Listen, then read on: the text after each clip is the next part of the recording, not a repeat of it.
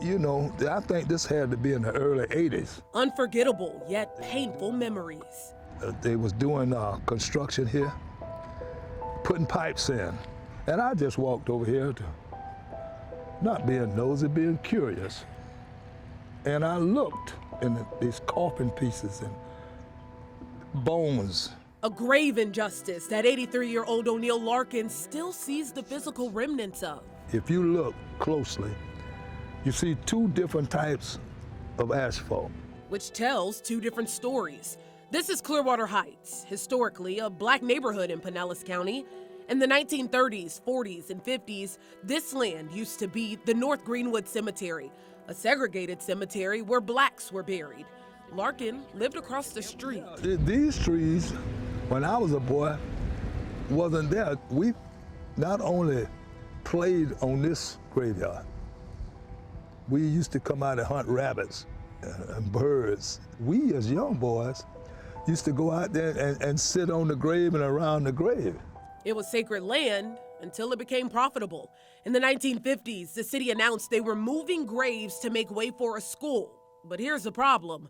No graves were ever moved. And I told them, this grave's out there. Sure enough, nobody believed it. They went out there and found graves. 2 years ago, archaeologists excavated the site. Teeth and bones found at the bottom of the school and hundreds of potential graves still underneath. Why are they just now finding out that, these housing complexes and things like that are built over top of a cemetery? It was like, shocking and appalling. Dr. Antoinette Jackson is a cultural anthropologist who leads the African American Burial Ground Project at USF.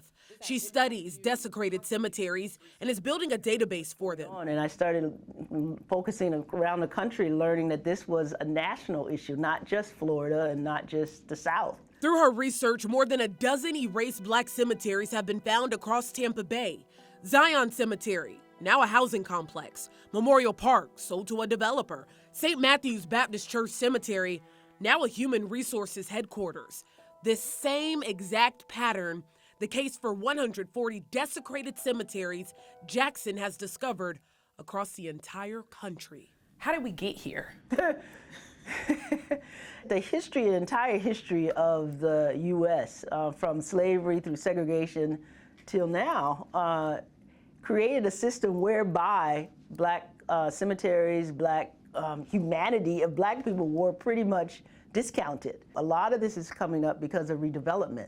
So when redevelopment happens, let's not repeat the same pattern that got us building over top of a cemetery in the first place. Larkin hopes listening comes with action. Tear this building down, and just maybe you come out here one day, one evening, and you hear some voices use the word of Martin Luther King, free at last.